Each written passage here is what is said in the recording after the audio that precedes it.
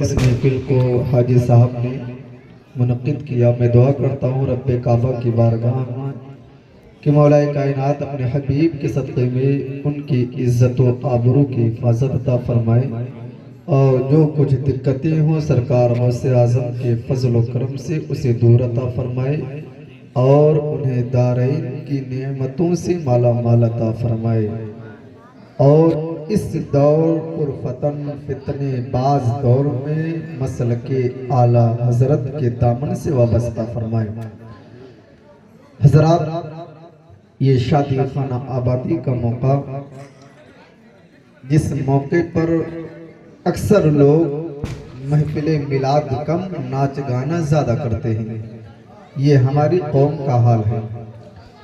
آج جہاں تک میرا خیال ہے کہ منڈیا چوراہے پر کم سے کم 100 گھر سے کم نہ ہوں گے، لیکن تعداد مسلمانوں کی اتنی ہے۔ اگر یہی جگہ پر کوئی ناچ ہوتا یا ڈرامے بازی کوئی چیز ہوتی تو ہو سکتا ہے کہ لوگوں کی تعداد نظر آتی۔ یہ میری قوم ہے، لیکن حضرات قرآن مقدس کی آیت کریمہ اللہ قرآن میں ارشاد فرماتا ہے وَالْعَصْرِ إِنَّ الْإِنسَانَ لَفِي خُسْرٍ، زمانہ محبوب کی قسم انسان خسارے میں ہے، گھاٹے میں ہے۔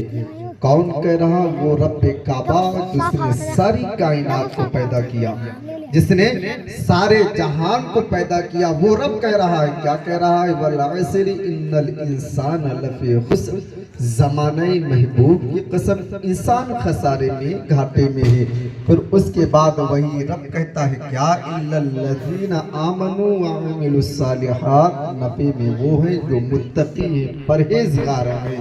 لیکن حضرات آج کے دور کا جائزہ لے لیجئے، ہر مسلمان کہتا ہے ہم نے دولت جمع کر لیا، ہم کامیاب ہیں۔ کوئی کہتا ہے ہم نے 4 روپے ہم نے گاڑی خرید لی، ہم کامیاب ہیں۔ کوئی کہتا ہے ہم شہرت کی منزل پہ قدم رکھ کر آگے چل رہے ہیں، ہم کامیاب ہیں۔ کوئی کہتا ہے ہمارے تعلقات اچھے لوگوں سے ہیں، ہم کامیاب ہیں۔ لیکن قرآن کہتا ہے نہ تم کامیاب نہیں ہو، کامیاب صرف وہ لوگ ہیں جو متقی ہیں، پرہیزگار ہیں۔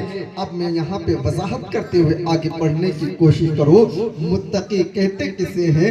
پرہیزگار کہتے کسے ہیں؟ صرف نماز پڑھنے کو متقی نہیں کہا جاتا، قرآن پڑھنے کو صرف متقی نہیں کہا جاتا، حج کرنے کو صرف متقی پرہیزگار نہیں کہا جاتا، قرآن کی تلاوت کرنے والے کو صرف متقی پرہیزگار نہیں کہا جاتا ہے۔ اگر انسان نماز پڑھے، نماز پڑھ کر باہر آ جائے اور لوگوں کی غیبت کرنا شروع کر دے تو وہ متقی پرہیزگار نہیں ہے۔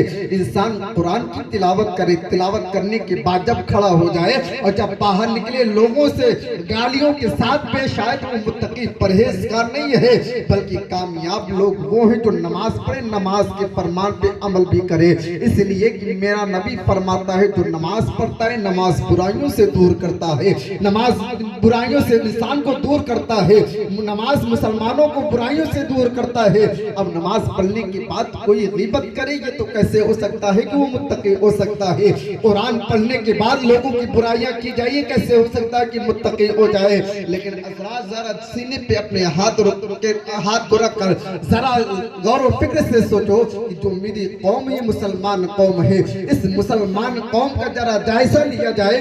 یہ وہ مسلمان قوم ہے جس کی تاریخ کا عالم تو یہ تھا کہ جب یہ 313 مسلمان جب میدان میں اترے تھے تو انہوں نے اسلام کے پرچم کو بلند کر دیا تھا۔ علامہ اقبال کو کہنا پڑا تھا، شاعر مشرق کو کہنا پڑا تھا کہ مسلمان وہ قوم ہے کہ دشت و دشت ہے، دریا بھی نہ چھوڑے ہم نے، پہرے سلمات میں دوڑا دیے گھوڑے ہم نے۔ لیکن اے لوگوں ذرا اپنی تاریخ کو اٹھا کر دیکھو اور آج کی تاریخ اٹھا کر دیکھو، جو سینے میں درد ہے وہی کہنا چاہتا ہوں، جو آنکھیں سے دیکھتا ہوں وہی کہنا چاہتا ہوں کہ میرے قوم کا حال کیا حال ہے۔ میرے قوم نہ جانے کس دنیا کے کونے میں جا رہی ہے، میری قوم نہ جانے کس بربادی کے دہانے پہ جا رہی ہے۔ ذرا اس قوم کا جائزہ لے لیا جائے، ذرا اس قوم کو دیکھ لیا दिया जाए। ये वही कौम है जब मैदान में उतरती थी तो जब अपने इस्लाम के परचम को बुलंद करती थी। ये वही कौम है जिस कौम के अंदर सलाहुद्दीन अय्यूबी पैदा हुआ था। ये वही कौम है जिस कौम के अंदर मोहम्मद बिन कासिम पैदा हुआ था। ऐ लोगों, यही वो कौम है जिसने इस्लाम की बका के लिए, इस्लाम के तहफ़्फ़ुज़ के लिए मैदान में जब निकलता था तो दुश्मन मैदान छोड़कर भाग जाते थे। सलाहुद्दीन अय्यूबी की तारीख उठाकर देखो, मोहम्मद बिन कासिम की तारीख उठाकर देखो। 18 साल की उम्र पर जब इस्लाम के परचम को लेकर निकलते थे तो दुश्मन थर्रा कर भाग जाते थे। कहते थे वो देखो सलाहुद्दीन अय्यूबी आ रहा है, वो देखो मोहम्मद बिन कासिम आ रहा है। लेकिन आज हमारी तारीख कौन सी तारीख है? फिलिस्तीन की तारीख उठाकर देखो, जहाँ की तारीख उठाना चाहते उठा कर देख लो। आज मुसलमानों का हाल क्या है? फिलिस्तीन की तारीख उठा कर देखो, वो फिलिस्तीन जहाँ बैतुल मुक़द्दस है, जहाँ मस्जिद अक़सा है, जो हमारा किबला अव्वल है। पहले खाने काबा हमारा किबला अव्वल ना था। पहले हम उसके जानिब का मुंह करके नमाज न पढ़ते थे, बल्कि मेरे नबी के इरादे से, मेरे नबी के मंशा से बाद में खाने काबा हमारा किबला बना है। लेकिन उससे पहले तो हमारा किबला बैतुल मुक़द्दस था।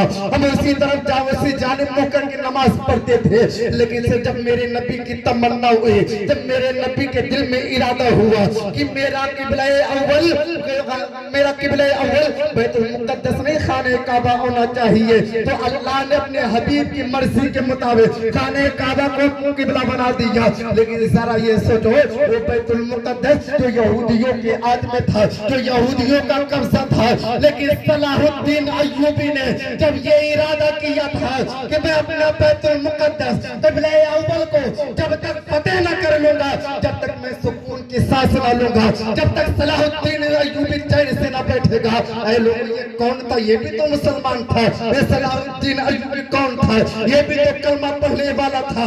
आज हम भी कलमा पढ़ने वाले हैं। लेकिन जब सलाहुद्दीन अय्यूबी ने जब इरादा किया था, तब सलाहुद्दीन अय्यूबी निकला था और बैतुल मुक़द्दस को फतेह कर मुसलमानों के हवाले कर दिया था और यह ऐलान कर दिया था, क्या लोगों ये देख लो, जब ईमान मजबूत होता है तो कोई लश्कर हो, कोई फौज हो, मुसलमान को कभी रोक नहीं सकती है। नारे तकबीर, नारे तकबीर, नारे रिसालत, नारे रिसालत, नारे रिसालत। हज़रत अल्लामा मौलाना मोहम्मद शफीक साहब क़िबला, नारे तकबीर, नारे रिसालत। लेकिन हज़रात, आज हमारा और आपका हाल क्या है? हर जगह हम रुसवा हैं। ये मेरे कौम के बच्चे हैं। अभी मैं बैठ कर थोड़ी देर पहले देख रहा था, लोग हंसी तफरीह कर रहे थे। कोई कड़ा पहने हुए था, कोई ना जाने कितनी अंगूठियां पहने हुए थे। ये हमारे मुसलमान के कौम के बच्चे हैं। ये मुसलमान का कौम, ये वो कौम है जो मैदान में उतरता था ना, तो लोग कहते थे कि ये देखो मुसलमान जा रहा है, ये नबी का गुलाम जा रहा है। आज हमारा और आपका हाल क्या है? जरा सीने पे हाथ रखकर खुद फैसला करना कि हम इंसाफ अपनी औलाद के साथ कर रहे हैं कि नहीं कर रहे हैं। सबसे बड़ी गलती उस माँ बाप की है जो इस्लाम के ताल्लुक से अपने औलाद को नहीं बताते हैं कि हमारा इस्लाम क्या है, मेरे नबी की जिंदगी क्या है, गौसे आजम का मकाम क्या है, गरीब नवाज का कारनामा क्या है, सलाहुद्दीन अय्यूबी कहते किसे है, मोहम्मद बिन कासिम कहते किसे है। हमारे नौजवान बच्चों को कुछ भी नहीं मालूम है। 18 साल की उम्र गुजारने के बाद हमारे कौम का वो नौजवान अय्याशियों के अड्डे पे नजर आ रहा है, शराब के ठेके पे नजर आ रहा है, जुए के अड्डे पे नजर आ रहा है। फिर उसके बाद हम रोना रोते हैं कि